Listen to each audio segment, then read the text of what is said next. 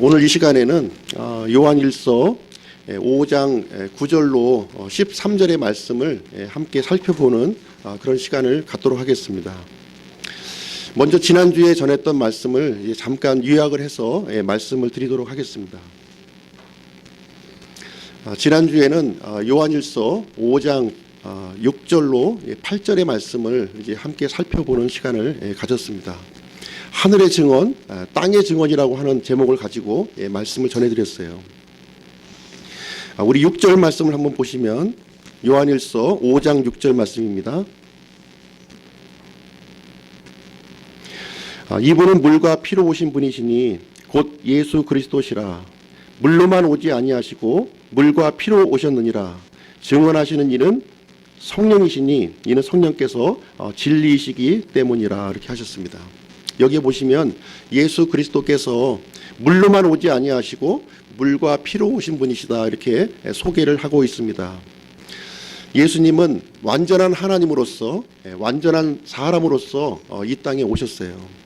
다시 말하자면 보이지 않는 하나님께서 보이는 사람의 몸으로 이 땅에 오셨다, 이렇게 말씀하고 있는 것입니다. 이것은 놀라운 신비예요. 하나님이 사람의 몸을 입으셨다고 하는 것은 놀라운 신비입니다. 디모데전서 3장 16절 말씀에 보면 논쟁의 여지가 없이 하나님의 성품의 신비는 위대하도다. 하나님께서 육체 안에 나셨다고 이렇게 기록을 하고 있습니다. 예수님이 육체 안에 나타나신 것은 신비가 아니에요. 하나님이 육체 안에 나타나신 것이 이제 위대한 신비라고 우리에게 알려주고 있는 것입니다. 바로 이분이 예수 그리스도시라고 우리에게 알려주고 계십니다. 그리고 이 사실을 직접적으로 증언하시는 분이 계신데 진리의 영이신 성령님께서 증언하고 계신다고 우리에게 말씀하고 있습니다. 우리가 아시다시피 성령님께서 예수님을 이렇게 수택해 하셨고 예수님과 더불어서 이렇게 지상 사역을 이렇게 수행하셨어요. 그리고 예수님께서 십자가에서 죽으신 뒤에 이 부활을 성령님께서 이렇게 부활하시게끔 이렇게 하셨습니다. 예수님께서 하나님의 아들이심을 강력하게 증언하시는 분이 바로 성령님이시다, 이렇게 6절 말씀을 통해서 우리에게 알려주고 있는 것입니다. 7절 말씀 보시도록 하겠습니다. 7절, 하늘에 증언하는 세 분이 계시니 곧 아버지와 말씀과 성령님이시라. 또 이 세 분은 하나이시니라. 이 7절 말씀은 개역 성경에 없는 구절이라고 이제 말씀을 드렸습니다. 오직 킹제임스 성경에만 있는 구절이에요. 삼위일체 하나님이심을 강력하게 증언하는 구절이 되겠습니다. 하늘에 계신 세 분의 하나님께서 예수 그리스도를 증언하고 계신다 하는 말씀이 되겠습니다. 세 분의 증언에 대해서 이렇게 말씀을 드리면, 첫 번째로 아버지 하나님께서 이렇게 예수님을 증언하고 계셔요. 어떻게 증언하셨냐면 요르단강에서 침례를 받으실 때, 그리고 예수님이 변화산에서 있을 때 하늘의 음성을 통해서 내 사랑하는 아들이라고 이렇게 친히 이렇게 말씀을 해 주셨습니다. 그리고 이 예수 그리스도의 말을 들으라고 친히 우리에게 말씀을 해 주셨어요. 두 번째 하늘의 증언이 있는데 그것은 말씀의 증언입니다.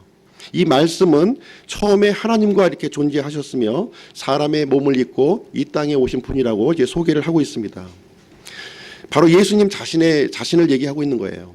이 예수님 자신은 지금 하나님 보좌 우편에 지금 계십니다. 하나님 보좌 우편에서 우리의 대제사장으로 계시면서 자신의 피를 들고 지금 하나님 앞에서 증언하고 계시는 것입니다. 세 번째는 이제 성령님께서 이렇게 증언하신다, 이렇게 말씀을 드렸습니다. 이 성령님의 증언도 하늘에서 이루어지는 증언입니다. 예수님께서 그리스도이심을 영광 가운데 이렇게 드러내고 계시고 지금 이 순간에도 예수 그리스도를 믿는 자들에게 성령을 내주게 하심으로 말미암아 예수 그리스도를 증언하고 이제 계십니다. 그래서 하늘에서 아버지, 말씀, 성령님, 이 세 분이 하늘에서 증언하고 계신다. 그리고 이 세 분은 한 하나님이시라고 우리에게 증언해주고 있습니다. 다음 8절 말씀 한번 보시겠습니다. 8절에서는 땅의 증언에 대해서 얘기를 해주고 있는데요. 땅에 증언하는 셋이 있으니 영과 물과 피라. 또 이 셋은 하나로 일치하느니라 이렇게 기록이 되어 있습니다. 영과 물과 피에 대해서 이제 지난 시간에 이제 말씀을 드렸는데요. 이것은 이 땅에서 증거하는 셋을 얘기하고 있습니다. 예수님께서 친히 이 땅의 삶을 통해서 이제 증언하신 것들을 이제 말하고 있는 것입니다. 영의 증거라고 하는 것은 예수님께서 십자가에서 죽으시고 죄값을 치르시고 부활하신 그 사건을 얘기해주고 있는 거예요. 예수님이 죽음 가운데서 부활하심으로 말미암아 친히 자신을 이렇게 증거를 하신 것입니다. 물의 증거라고 하는 것은 이 보이지 않는 하나님께서 이제 사람의 몸을 입고 이 땅에 오신 거예요. 그러심으로 말미암아 역사 안에 들어오신 것을 이렇게 증거를 하셨다고 하는 사실입니다. 이 피의 증거는 이 피가 이제 사람의 피가 아니라 이제 하나님의 피라고 이렇게 말씀을 드렸습니다. 그래서 예수님은 구약에 기록되어 있는 메시아의 표적을 이렇게 행하시고 친히 이 땅의 사역을 통해서 자신이 하나님이라고 이렇게 증언을 해 주셨습니다. 이 땅에서 이루어진 이 세 가지 증거가 하나로 일치한다고 우리에게 말씀해 주고 있는 것입니다. 하늘에서 삼위의 하나님이 증거하셨고 땅에서 예수님께서 행하신 일들을 통해서 증언을 해주셨어요. 이것은 아랫입술과 윗입술을 통해서 정확한 그 의미를 전달하는 것과 같이 하늘의 증언과 땅의 증언을 통해서 하나님께서 우리에게 사람들에게 명확한 증거, 완전한 증거를 우리에게 해주신다는 것을 여기에 기록을 해 놓으신 것입니다. 이 명명백백한 이 하나님의 증언을 듣고 이제 우리는 이 하나님의 증언을 받아들일 것인가 아니면 하나님의 증언을 거부할 것인가 이런 선택의 순간에 우리가 놓여져 있는 것입니다. 이 선택은 영혼을 선택하는 거예요. 예전에 TV 광고에 보면 10년의 선택이 이제 10년을 좌우한다 하면서 전자제품을 이제 광고한 내용이 있습니다. 이 선택, 하나님의 증언을 듣고 이 선택하는 이 선택은 영혼을 선택하는 겁니다. 영혼의 삶을 과연 우리가 어디서 살 것인가 하는 것을 이제 선택하는 중요한 내용이 되겠습니다. 오늘 이 시간에는 요한일서 5장 9절로 13절의 말씀을 이제 함께 살펴보는 그런 시간을 갖도록 하겠습니다.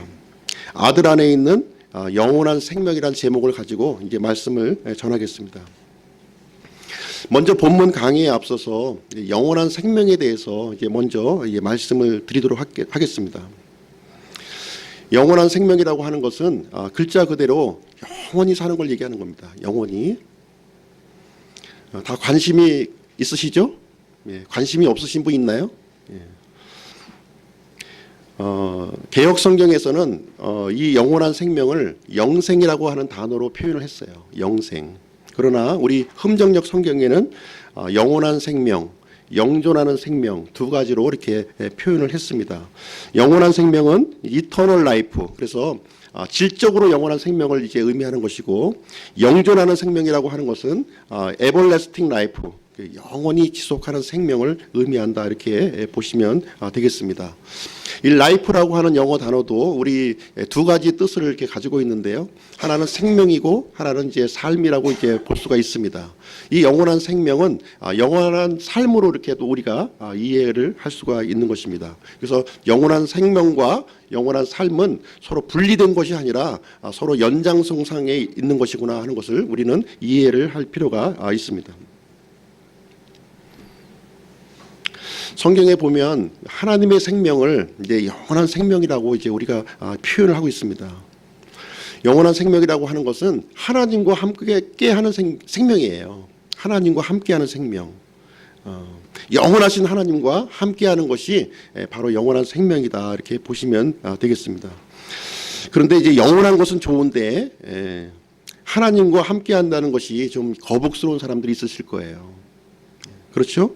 하나님 빼버리고 영원한 생명을 살면 안 될까 하시는 분이 아마 있을 겁니다. 불행하게도 하나님 빼버리고 영원하게 살 수 있는 곳이 있는데 거기는 이제 불호수밖에 없습니다. 불호수예요. 모든 좋은 것이 이제 위로부터 하나님께로 온다 이제 이렇게 기록하고 있는데요. 하나님을 빼버린다고 하면 좋은 것이 하나도 없는 거예요. 하나님을 빼버리면 나쁜 것만 있는 겁니다. 우리가 좋은 곳을 이제 선택하고자 한다면 하나님을 선택할 수가 있는 것이고, 하나님을 통해서 좋은 것, 영원한 것들이 이제 우리에게 온다고 성경에 기록하고 있습니다. 우리 야고보서 1장 17절 말씀 한번 보겠습니다.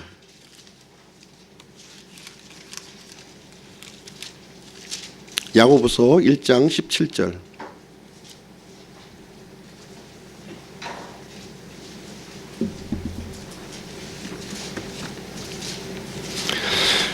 모든 좋은 선물과 모든 완전한 선물은 위에서 오며 빛들의 아버지로부터 내려오거니와 그분께는 변함도 없고 회전하는 그림자도 없느니라. 이렇게 기록이 되어 있습니다. 모든 좋은 선물과 모든 완전한 선물은 위에서 오고 아버지 하나님께로부터 온다고 이렇게 기록이 되어 있습니다.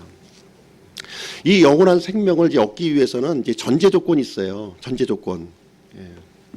이 영원한 생명을 얻기 위해서 이제 우리가 무언가 해야 된다 이렇게 주장하는 사람들이 이제 대단히 많이 있습니다.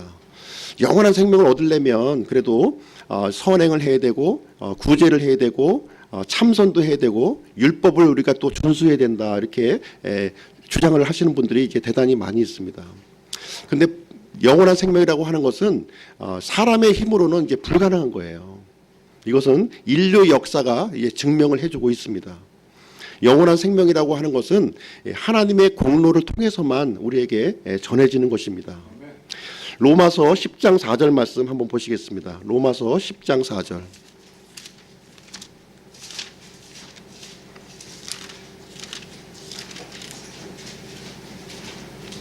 로마서 10장 4절.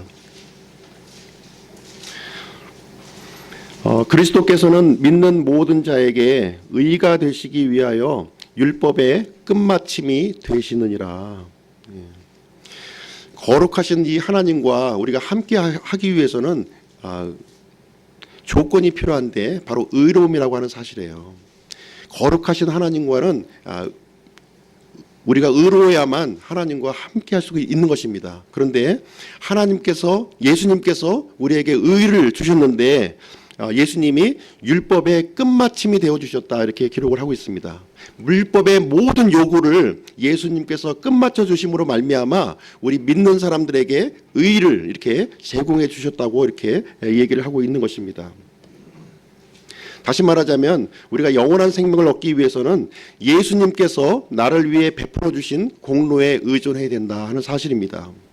힌두교도인들은 이제 영원한 복을 얻기 위해서 겐지스 강에서 이렇게 몸을 담가야 된다고 이렇게 주장을 하고 있어요. 기독교인들 중에서도 도덕률을 잘 지켜야만 구원을 얻는다 이렇게 주장하시는 분들이 있습니다. 목사가 하라는 대로 하면 구원 받을 줄 알고 충성 봉사하는 사람들이 이제 대단히 많이 있습니다. 천주교인들도 보면 선행을 하고 주일에 미사를 참여하고 마리아에게 기도를 하면 구원을 받는 줄로 이렇게 생각을 하고 있습니다.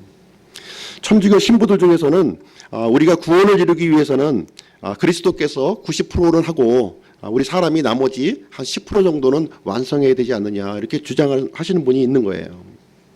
이런 모든 것들은 예수 그리스도의 완전하신 사역을 이제 부정하는 것이 되겠습니다. 영원한 생명이라고 하는 것은 사람의 힘으로 주어지는 것이 아니라 예수 그리스도의 단번에 끝내신 그 사역, 십자가의 사역을 아는 데서부터 시작한다고 하는 사실입니다. 일이 끝난 것을 알지 못하는 사람들은 계속해서 일을 할 수밖에 없는 거예요. 끊임없이. 그러나 일이 끝났다고 하는 사실을 아는 것은 우리에게 큰 위안이 된다 하는 말씀이 되겠습니다. 우리 주 예수님께서는 이제 우리를 위해서 구원의 사역을 다 끝내놓고 지금 이제 기다리고 계신다고 이제 말씀하고 있습니다. 이 사실을 알고 내 것으로 적용을 하게 되면 영원한 생명, 곧 구원을 얻게 되는 것입니다. 정말로 자유로운 사람이 되는 거예요.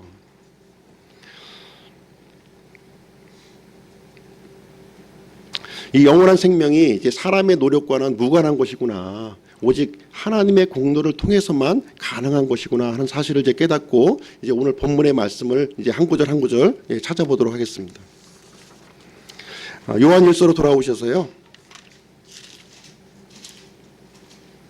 5장 9절 말씀 한번 보시겠습니다.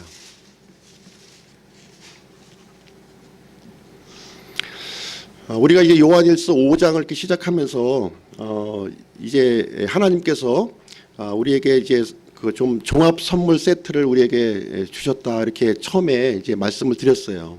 그래서 첫 번째 시간에는 세상을 이기는 믿음이 바로 예수 그리스도의 믿음이다 이렇게 말씀을 드리면서 선물 보따리를 이렇게 풀어드렸습니다. 지난 시간에는 하늘의 증언, 땅의 증언이라고 하는 내용을 통해서 삼위일체 하나님께서 우리를 위하여 증언하시는 내용을 통해서 선물 보따리를 이렇게 풀어드렸어요. 오늘 세 번째는 아들 안에 있는 영원한 생명이라고 하는 그 보따리를 여러분 앞에 이제 풀어드리도록 하겠습니다.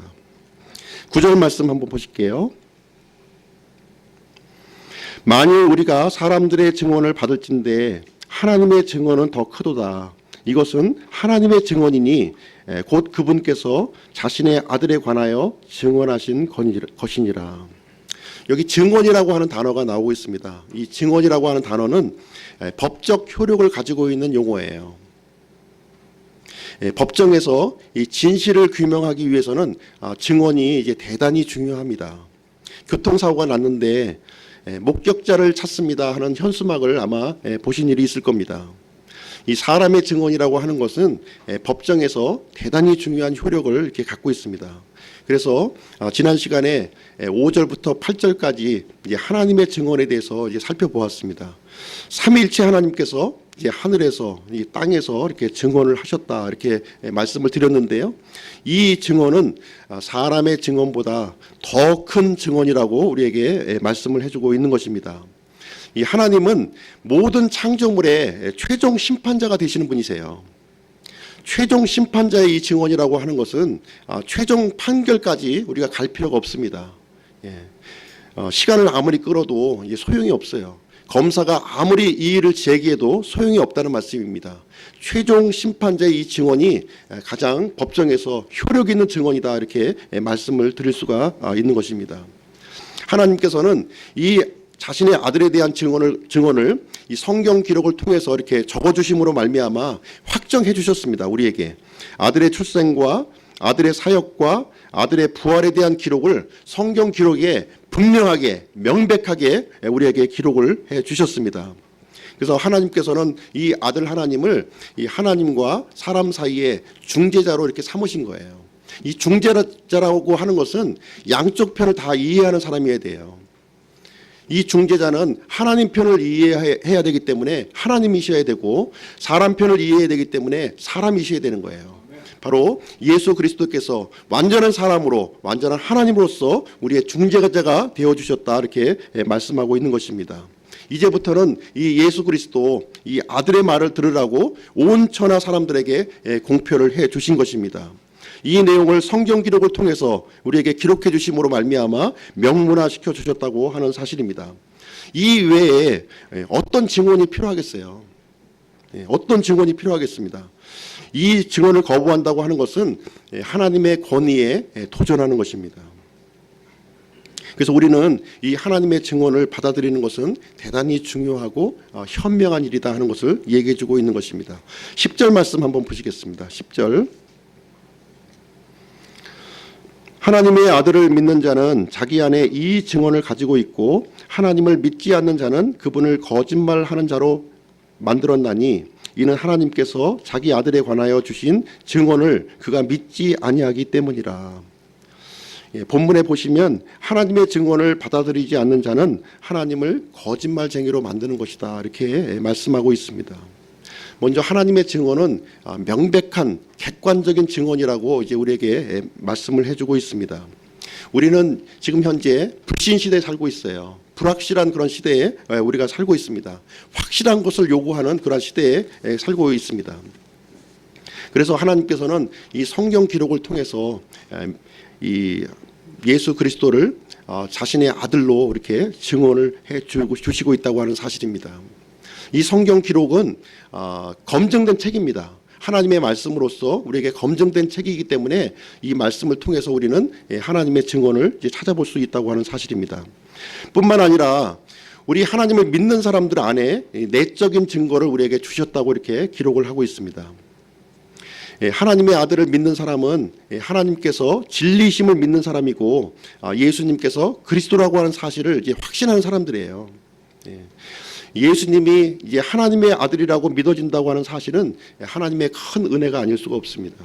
안 믿어지는 분들이 대단히 많이 있어요.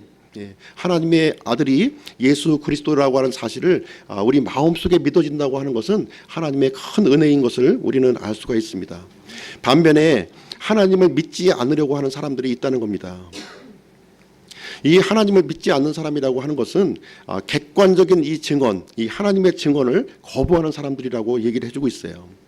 하나님을 거짓말쟁이로, 거짓말하는 자로 만드는 사람들이다, 이렇게 얘기를 해주고 있습니다. 이제부터 지옥에 가는 것은 자신의 죄 때문에 가는 것이 아니라 예수님을 믿지 않기 때문에 지옥에 간다고 이렇게 성경에 기록하고 있습니다. 예수님이 오셨다고 하는 사실을 분명히 알고 있음에도 불구하고 이 예수님을 구원자로 받아들이지 않는 것은 하나님을 거짓말쟁이로 만드는 것이고, 그 믿지 않는 그 이유로 인해서 우리가 지옥에 간다, 이렇게 기록을 하고 있습니다. 우리 요한복음 16장 9절 말씀 한번 보겠습니다. 요한복음 16장 9절.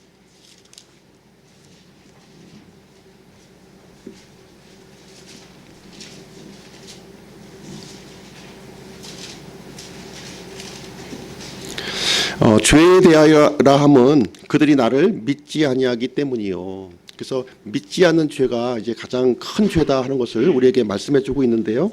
요한계시록 말씀 한 말씀 더 보겠습니다. 요한계시록 21장. 요한계시록 21장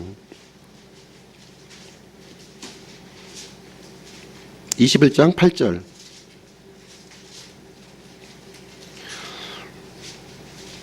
그러나 두려워하는 자들과 믿지 않는 자들과 가증한 자들과 살인자들과 음행을 일삼는 자들과 마법사들과 우상 숭배자들과 모든 거짓말쟁이들은 불과 유황으로 타는 호수에서 자기 몫을 받으리니 이것이 둘째 사망이니라. 둘째 사망으로 들어가는 죄의 목록을 이렇게 쭉 기록하고 있는데요. 여기에 보니까 믿지 않는 사람들이 여기에 해당이 되고 있습니다. 믿지 않는 사람들의 최종 이 종착지가 불호수라고 이렇게 말하고 있습니다. 명백한 증언에도 불구하고 끝까지 딱딱한 마음을 갖고 예수님이 그리스도라고 하는 사실을 받아들이지 않는 그런 사람들을 이제 얘기하고 있는 것입니다. 개구리가 사람이 되었다고 믿을지언정 하나님을 믿지 않겠다고 작정하는 사람들이 바로 불호수에 가는 겁니다. 폭탄이 펑 터져서 비행기가 되었다고 하는 사실을 믿을지언정 하나님을 믿지 않겠다고 하는 이 사람들을 얘기하고 있는 거예요. 명백한 사실을 알려주었음에도 불구하고 자존심을 세우고 끝까지 믿지 않는 사람들은 하나님께서 불호수 심판을 처하겠다고 우리에게 말씀을 해주고 있습니다. 다시 요한일서 말씀 돌아오도록 하겠습니다. 요한일서 5장 11절.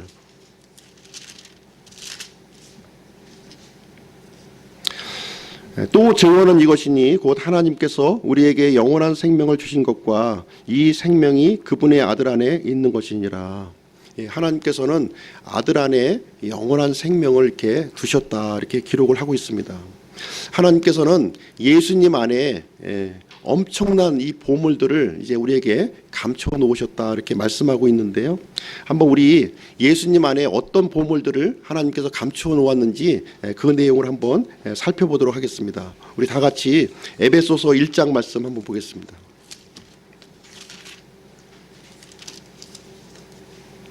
에베소서 1장 3절로 7절 말씀입니다.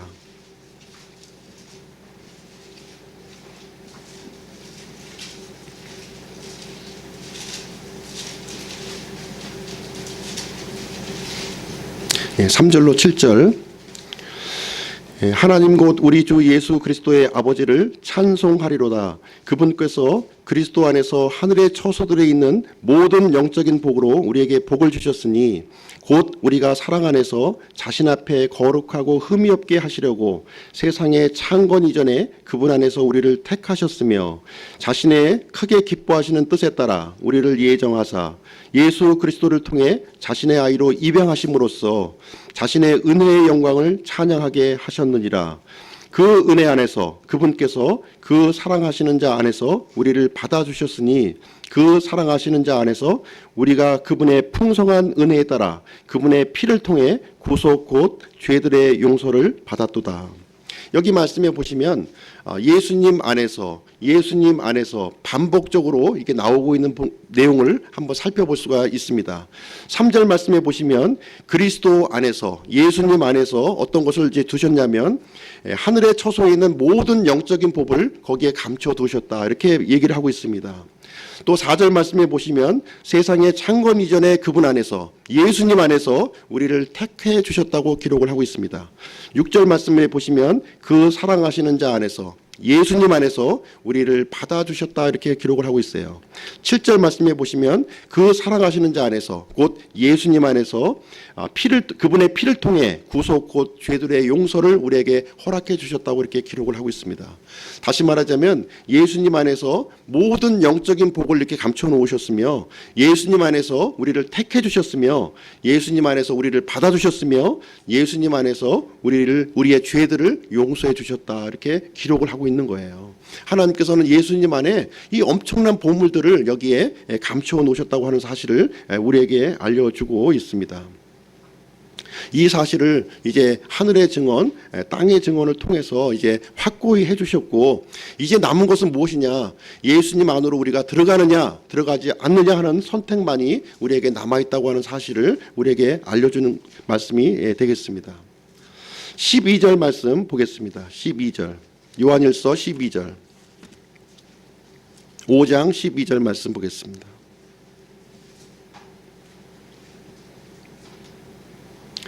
요한일서 5장 12절 아들이 있는 자에게는 생명이 있고 하나님의 아들이 없는 자에게는 생명이 없느니라. 예. 여러분 안에 하나님의 아들이 있습니까? 있느냐 없느냐는 대단히 중요한 것입니다. 하나님의 아들이 있는 자에게는 영원한 생명이 있고 하나님의 아들이 없는 자에게는 영원한 생명이 없다 이렇게 말씀을 해주고 있는 거예요.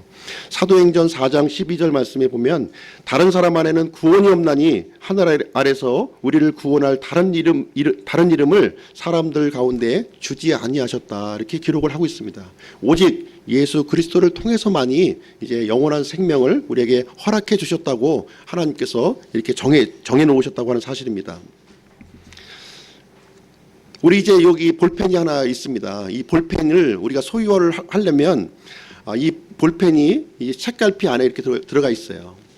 이 볼펜을 소유하려면 어떻게 하면 됩니까? 이 책을 소유하면 되는 거죠. 예. 책을 소유하면 이제 볼펜을 소유할 수가 있는 겁니다. 이 볼펜이 영원한 생명이고 이 책이 예수 그리스도라고 우리가 이제 생각을 한다면 예수님 안에 이제 영원한 생명이 있는 거예요. 우리가 영원한 생명을 얻으려면 이 보이지 않는 영원한 생명을 얻으려면 이 보이는 예수 그리스도를 우리가 소유하면 영원한 생명을 함께 소유하는 것이다. 이 말씀을 이제 해주는 것이 되겠습니다. 우리 마태복음 13장 말씀 한번 보겠습니다.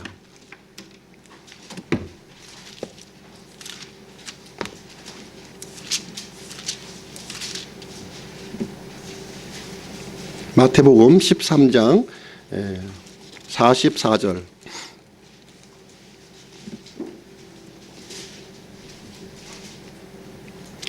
또 하늘의 왕국은 마치 밭에 숨겨진 보물과 같으니라.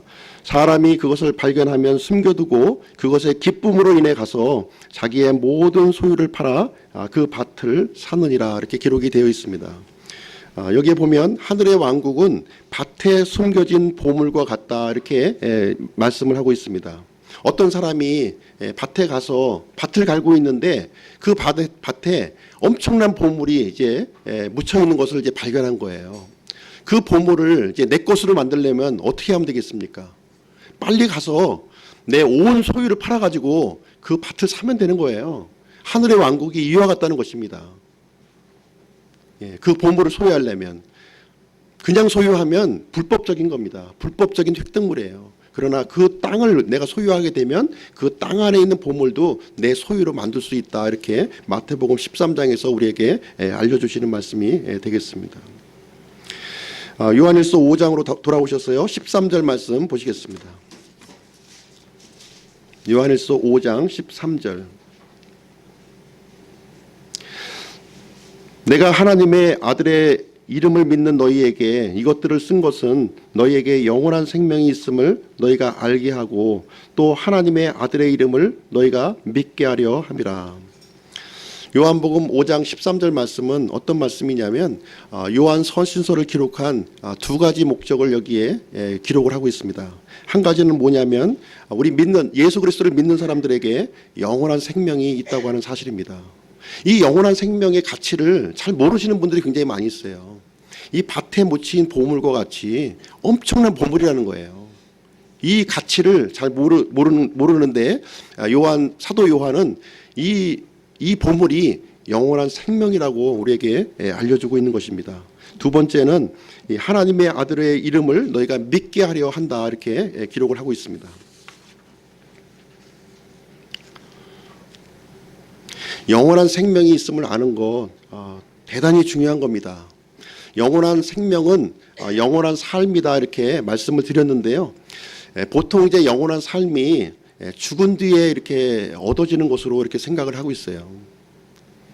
이 땅에서는 내가 마음대로 살다가 죽은 뒤에 영원한 생명을 내가 얻는 것이다, 그 삶을 사는 것으로 생각을 하고 있습니다. 이 영원한 생명은 우리가 살아서 소유하는 거예요. 살아서 소유하고 살아서 누리는 것이 바로 영원한 생명이라고 얘기해 주고 있습니다. 지금 이 땅의 삶과 상관이 없는 것이 아니라, 죽은 뒤에 상관이 있는 것이 아니라, 지금 내가 예수님을 믿는 순간, 이 순간부터 영원한 생명을 우리가 소유하고 누리는 것이다, 이렇게 말씀해 주고 있는 것입니다. 예수님이 그리스도이심을 믿는 순간 영원한 생명이 우리에게 주어지는 것이고 영원한 삶이 출발되어지는 것이다 하는 것을 우리에게 알려주고 있는 것입니다. 하나님께서 우리와 맺은 이 영원한 생명의 관계는 누구도 끊을 수 없다, 이렇게 말씀하고 있어요. 심지어 죽음이라도, 그 어떤 창조물들이라도 하나님과 우리 사이에 맺어진 이 영원한 생명의 관계는 끊을 수 없다고 우리에게 말씀을 해주고 있다고 하는 사실입니다. 그래서 이 영원한 생명을 소중하게 여기고 가치 있게 여기고 우리가 살아야 한다는 것을 얘기해주고 있는 것입니다. 그 다음에 이제 요한서신서를 기록한 목적 두 번째, 하나님의 아들의 이름을 믿게 하기 위해서 이 서신서를 기록했다, 이렇게 기록을 하고 있습니다. 여기서 얘기하고 있는 것은 구원받는 믿음을 얘기하고 있는 것이 아니에요. 구원받은 믿음이 아니라 구원받은 후에 우리의 믿음의 삶을 얘기하는 겁니다. 영원한 삶을 살아가는 그 삶을 우리에게 말하고 있는 것입니다. 우리가 영원한 생명을 가졌다면 이제 영원한 삶을 살아야 할 것이다 하는 것을 말씀하고 있는 것입니다. 영원한 생명을 가졌다고 하는데 영원한 삶이 없다면 문제가 굉장히 심각한 겁니다. 그렇지 않겠습니까? 이 시간에 이제 영원한 삶에 대해서 한번 어떤 것이 영원한 삶이냐 하는 것을 이제 설명을 드리도록 하겠습니다. 영원한 삶이라고 하는 것은 첫 번째로 목적이 바뀌는 거예요. 목적. 삶의 목적이 바뀌는 것을 얘기하는 것입니다. 지금까지는 이 보이는 것이 전부이고 보이는 것만 우리가 추구하고 살았습니다. 눈에 보이는 이 물질이 내 삶의 전부인 것처럼 우리가 살아왔어요. 성경 기록에 보면 이 눈에 보이는 이 세상은 육신의 정욕과 안목의 정욕과 이생의 자랑이다, 이렇게 얘기를 하고 있습니다. 이 세상에 대한 사랑을 갖고 있으면 하나님의 사랑이 거기에 없다고 이렇게 말씀해 주고 있습니다. 그래서 영원한 삶이라고 하는 것은 바로 이제 목적이 바뀌는 거예요. 눈에 보이는 것에서부터 눈에 보이지 않는 것으로 되는 것이 영원한 삶을 얘기해 주고 있습니다. 우리가 구원받았다고 하는 것은 이 악한 현 세상에서 우리가 구원을 받은 거예요. 그렇지 않습니까? 마귀에서, 죄의 형벌에서, 죽음에서 구출받은 사람이 영원한 생명을 소유한 사람입니다. 그러면 영원한 생명을 소유한 사람은 그 목적이 이제 바뀌어져야 된다는 겁니다. 이 세상에서부터 이제 보이지 않는 영원한 하나님께로 우리가 바뀌어져야 한다는 것을 말씀해 주고 있는 것입니다. 두 번째로 이제 영원한 삶이라고 하는 것은 이제 삶의 주인이 바뀌는 거예요. 삶의 주인이. 우리가 구원받기 전에는 주인이 누구였습니까? 내가 주인이었어요. 내가 주인이었고 내가 생각하고 내가 계획하고 내가 판단하고 결정하면서 사는 거예요. 그러나 영원한 생명이 우리 안에 들어와 있는 사람은 어떤 삶을 살아야 되느냐? 구원받기 전과 동일한 삶을 살아서는 안 된다는 거예요. 내 생각, 내 판단, 내 결정을 가지고 사는 것이 아니라 이제 예수님이 주인이 되어서 예수님이 시키는 대로, 인도하시는 대로 살아가는 것이 바로 영원한 삶이라고 하는 사실입니다. 하나님께서는 이 성경 기록을 통해서 하나님의 뜻과 목적을 정확하게 기록을 해 놓으셨어요. 영원한 생명을 소유했다면 그 소유한 것으로 인해서 이제 끝나는 것이 아니라 그 삶을 살아야 되는 거예요. 이제 주인이 바뀐다는 겁니다. 이제 내가 주인이었지만 이제 예수님이 주인이 되어 주셔서 예수님이 좋아하는 것들을 내가 좋아하고 예수님이 싫어하는 것들을 내가 거부하는 삶을 살아가는 것이 바로 이제 영원한 삶이다. 이렇게 얘기를 해주고 있습니다. 예수님이 이제 선한 목자가 되어 주시는 거예요. 모든 좋은 것들, 모든 좋은 선물들이 위에서 온다고 이렇게 얘기를 해 주셨습니다. 이 세상에서 오는 것들은 마치 좋은 것을 주는 것 같지만 실상은 우리를 파멸시키고 멸망시키려고 하는 것들이 대부분이에요. 예수님께서는 우리의 선한 목자가 되어주셔서 우리에게 가장 필요한 것들, 가장 좋은 것들, 영원히 남아있을 것들을 우리에게 주시는 분이시다. 그래서 영원한 삶은 주인이 바뀌는 것을 얘기한다 하는 것을 얘기해주고 있습니다. 세 번째는 이 영원한 삶이라고 하는 것은 구원받은 형제들과 이렇게 교제하는 삶이에요. 이 사도 요한이 요한서실서를 통해서 형제 사랑을 실천하라고 이렇게 누차에 반복해서 우리에게 언급을 하고 있습니다. 우리 영원한 삶이 바로 구원받은 동일한 하나님의 생명을 통해서 구원받은 사람들과 함께하는 삶이 바로 이제 영원한 삶이다 이렇게 얘기를 해주고 있습니다. 요즘에 보면은 이제 이 가나안 교회인들이 이제 굉장히 많이 있다고 그래요. 가나안 교인. 거꾸로 얘기하면 이제 안나가 교인이죠. 안나가 교인. 교회 안나가 교인. 그래서 인터넷을 통해서 이렇게 하나님의 말씀만 이렇게 섭취하시는 분들이 있는데 영원한 삶이라고 하는 것은 하나님의 말씀만 섭취하는 것으로 끝나서는 안 된다고 하는 사실입니다.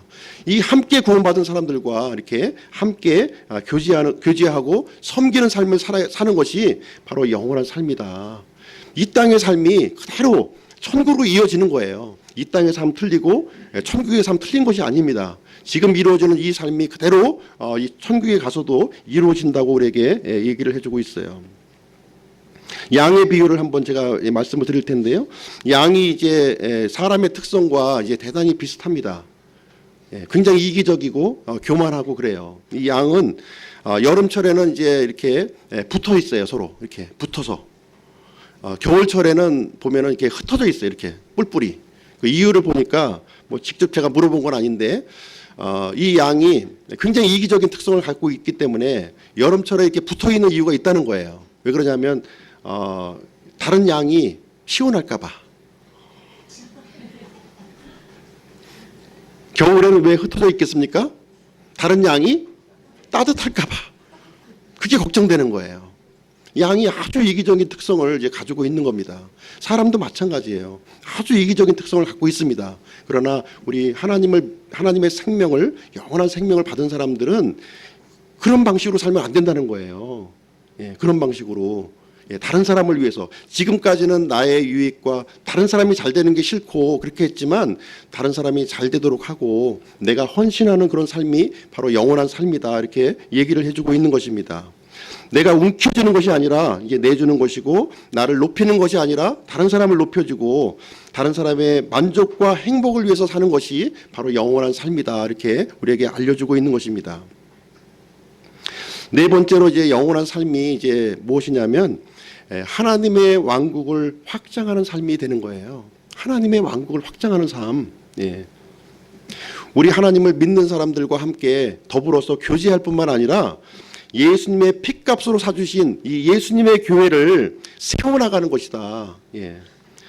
우리가 구원의 복음을 전하고 진리의 말씀을 가르치고 하나님께 예배하고 찬송하고 기도하는 삶이 영원한 삶이라고 우리에게 얘기를 해주고 있습니다.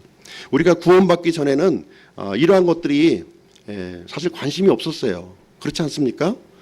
예배 드린다고 하면 따분하고 같이 교회 가자고 하면은 도망치고, 하나님 얘기하면은 하나님이 나한테 뭐 해준 게 뭐냐고 따지고 이러지 않았습니까? 이런 모습이었지만 이제 영원한 삶이라고 하는 것은 나를 지어주시고 나를 창조해 주신 그 하나님의 왕국을 확장하는 삶으로 내가 드려지는 삶이다 하는 것을 우리에게 얘기해 주고 있는 것입니다. 이제는 하나님과 더불어서 이제 동역하는 삶이에요. 예전에 하나님과 갈등을 일으키고 대적하고 화를 내고 이렇게 하는 그런 삶이었지만 이제 영원한 생명을 갖고 영원한 삶을 이렇게 살아가는 사람들은 이제 하나님과 더불어서 화목한 삶을 살면서 하나님의 일을 돕는 그러한 이제 상황이 되는 겁니다.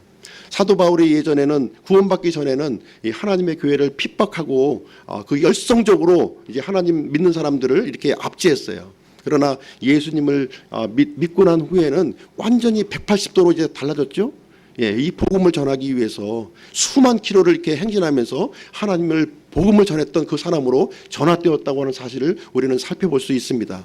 마찬가지로 우리 영원한 생명을 소유한 사람들은 그러한 이 바뀌어지는 삶을 얘기하는 거예요. 이제는 하나님을 도와서 하나님을 섬기는 삶으로 이제 바뀌어지는 삶이 영원한 삶이다 이렇게 얘기를 해주고 있습니다.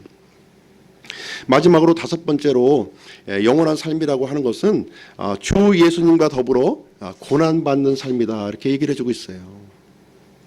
영원한 삶이라고 해서 이제 굉장히 그 편안한 소파에 누워서 먹고 싶은 거 다 먹으면서 사는 삶이다 이렇게 생각하실 수도 있는 사람도 있을 텐데 성경에서는 정반대로 얘기하고 있습니다.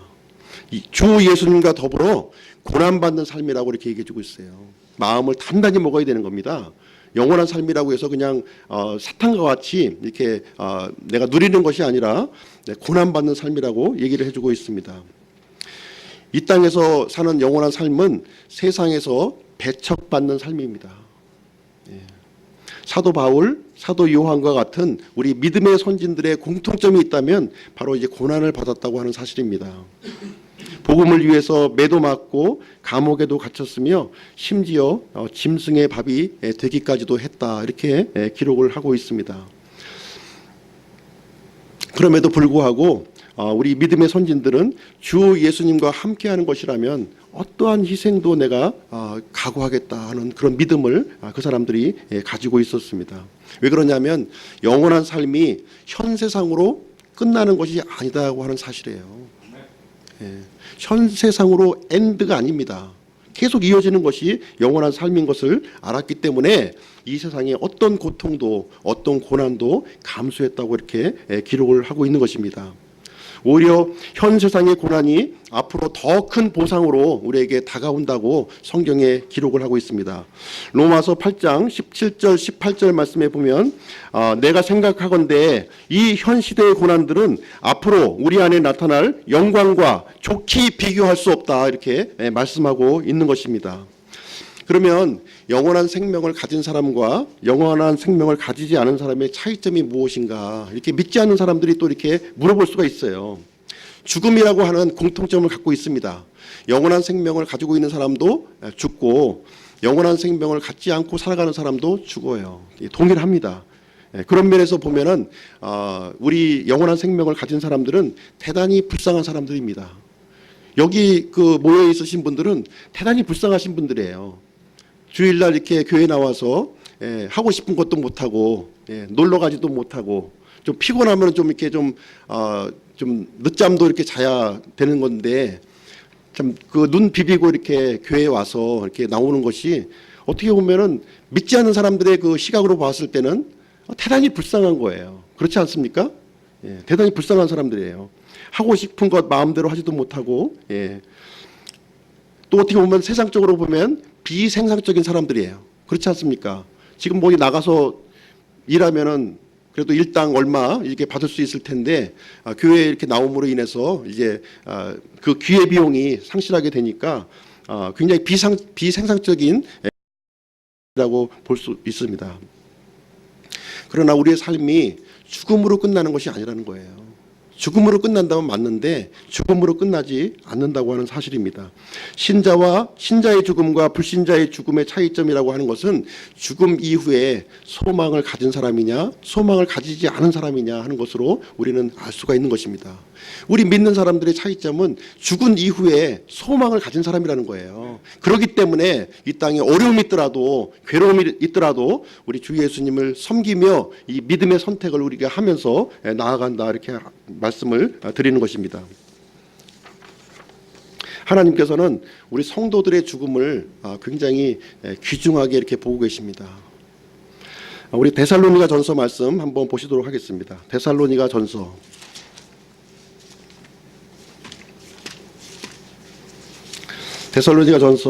4장 말씀입니다. 4장 13절로 18절 말씀.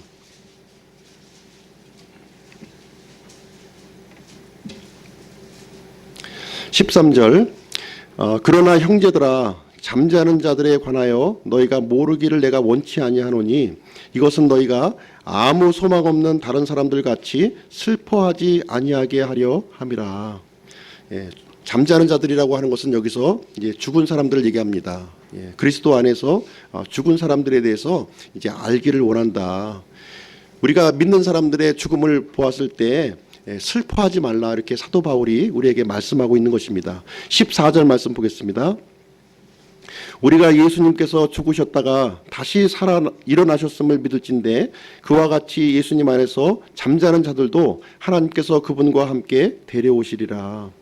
예수님의 이 부활을 우리가 믿고 있지 않습니까? 예수님의 부활을 믿을진데 예수님 안에서 먼저 죽은 자들이 예수님과 함께 우리에게 온다고 이렇게 기록을 하고 있습니다. 15절 말씀 보시겠습니다. 15절 우리가 주의 말씀으로 너희에게 이것을 말하노니 곧 주께서 오실 때까지 살아서 남아있는 우리가 결코 잠자는 자들보다 앞서지 못하리라.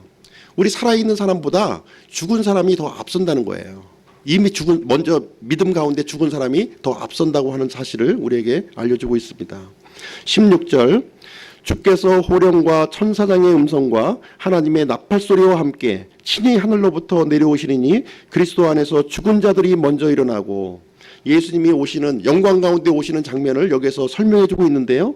호령과 천사장의 음성과 하나님의 나팔소리와 함께 예수님께서 재림하신다고 이렇게 말씀을 해주시고 있어요. 친히 하늘로부터 내려오신다고 우리에게 알려주고 있습니다. 그때 어떤 일이 일어나냐면 예수님 안에서 죽은 자들이 먼저 일어나는 일이 부활하는 일이 생겨난다고 우리에게 말씀해 주고 있는 것입니다. 17절 말씀 보겠습니다. 17절 그 뒤에 살아서 남아있는 우리가 그들과 함께 구름들 속으로 채 올라가 공중에서 주를 만나리라. 그리하여 우리가 항상 주와 함께 있으리라. 그 다음에 우리 살아있는 사람들이 영화스러운 몸으로 이렇게 변화가 되어서 공중으로 이렇게 치어 올라간다고 이렇게 기록을 하고 있어요. 공중에서 우리 주 예수님, 그렇게 고대했던 그 주 예수님을 공중에서 만나게 되는 일이 생겨난다고 이렇게 얘기를 해주고 있는 것입니다. 그 이후로 항상 우리 주님과 함께 있을 것을 우리에게 말씀을 해주고 있는 것입니다. 그래서 18절 말씀에 이 말씀들로 서로 위로하라. 우리 소망 없이 죽은 사람들은 우리가 어쩔 수가 없지만 소망 가운데 이렇게 죽음을 맞이한 사람에게는 우리가 이런 말씀을 가지고서 이제 서로 위로하라고 우리에게 알려주고 있는 것입니다. 영원한 생명을 가진 사람이라고 하는 것은 죽음 이후에 이 소망을 가진 사람들이에요. 예수님께서 재림하신다고 하는 이 복된 휴거의 소망을 가지고 있는 사람이 영원한 생명을 가지고 있는 사람이요 영원한 삶을 이 땅에서 사는 사람이다. 이렇게 우리에게 알려주고 있는 것입니다. 자, 결론의 말씀을 제가 드리도록 하겠습니다. 하나님께서는 모든 창조물에 대한 최종 심판권을 이제 가지고 계셔요. 우리 사람들도 예외가 아닙니다. 공장에서 우리가 물건을 만들더라도 우리가 이 결과물에 대해서 심판을 하지 않습니까? 마찬가지로 우리 창조주 하나님께서는 모든 창조물에 대한 최종 심판을 이렇게 진행하시는 때가 있다 이렇게 말씀을 하고 있어요. 우리 사람들도 역시 예외가 아니에요. 이 세상은 우리로 하여금 눈에 보이는 것이 전부다 이렇게 얘기를 합니다. 그리고 죽음으로 모든 것이 끝나버린다, 이렇게 말을 해요. 그래서 살아있는 동안에 마음껏 즐기고 성취하는 삶을 살으라고 이렇게 얘기를 합니다. 이것은 마귀의 거짓말이에요. 진리이신 하나님께서는 앞으로 있을 우리 믿는 사람들에게 펼쳐질 그 미래의 일에 대해서 성경 기록에 정확하게 우리에게 알려주고 계십니다. 하나님께서는 이 자신과 함께 하시기 위해서 이 영원한 생명을 이렇게 주시기 위해서 이게 준비를 하고 계시는 겁니다. 그래서 이 아들 하나님을 통해서 이 영원한 선물을 믿는 자들에게 선물로 주시는 거예요. 사람의 힘으로 이렇게 성취하도록 하신 것이 아니라 하나님께서 하나님의 공로로 완전하게 성취하시고 선물로서 이렇게 마련하시고 이제 기다리고 계신다고 하는 사실이 되겠습니다. 영원한 삶이란 나 홀로 이렇게 살아가는 삶이 아니에요. 하나님과 더불어서 영원히 사는 겁니다. 그리고 함께 구원받은 사람들과 영원히 이제 함께 사는 거예요. 또 그리고 우리를 구원해 주신 주 예수님과 함께 영원히 사는 것이 영원한 삶이다 하는 것을 우리에게 알려주고 있습니다. 주 예수님을 통해서 영원한 생명을 선물로 받으셨습니까? 그렇다면 주 예수님과 더불어 영원한 삶을 이제 시작을 하신 거예요. 스타트 하신 것입니다. 처음에 영원한 생명을 가진 사람들은 이 갓난아이와 같습니다. 갓난아이와 같이 연약할 수가 있어요. 그러나 하나님 아버지와 주 예수님을 이렇게 알아가면 알아갈수록 우리의 믿음이 점점 더 성장하게 되고 이 하나님과 더불어서 이렇게 살아가는 영원한 삶을 이제 풍요롭게 할 수 있다, 이렇게 우리에게 알려주시고 있는 것입니다. 그래서 이 땅의 삶을 살면서 하나님과 더불어서 이렇게 풍요롭게 살아가는 삶, 이런 삶을 우리가 배우고 우리가 또 익히고 또 서로 부족한 사람이 있으면 또 이렇게 이끌어주고 격려해주는 일이 이 교회 안에서 있어야 된다 하는 것을 얘기해주고 있는 것입니다. 요한복음 10장 10절 말씀에 보면 내가 온 것은, 예수님이 온 것은 양들이 생명을 얻게 하고 또 생명을 더욱더 풍성히 얻게 하기 위해서 예수님이 이 땅에 오셨다, 이렇게 기록을 하고 있어요. 단순히 예수님이 온 것은 우리에게 구원받고 죄사함 받는 것, 그것만을 위해서 오신 것이 아니라는 거예요. 우리가 풍성한 삶, 이 땅에서 영원한 삶, 이것을 누리도록 하기 위해서 예수님이 오셨다는 사실을 우리에게 알려주고 있습니다.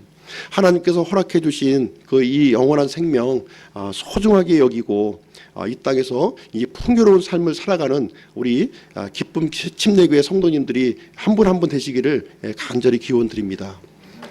마치고 제가 기도하도록 하겠습니다.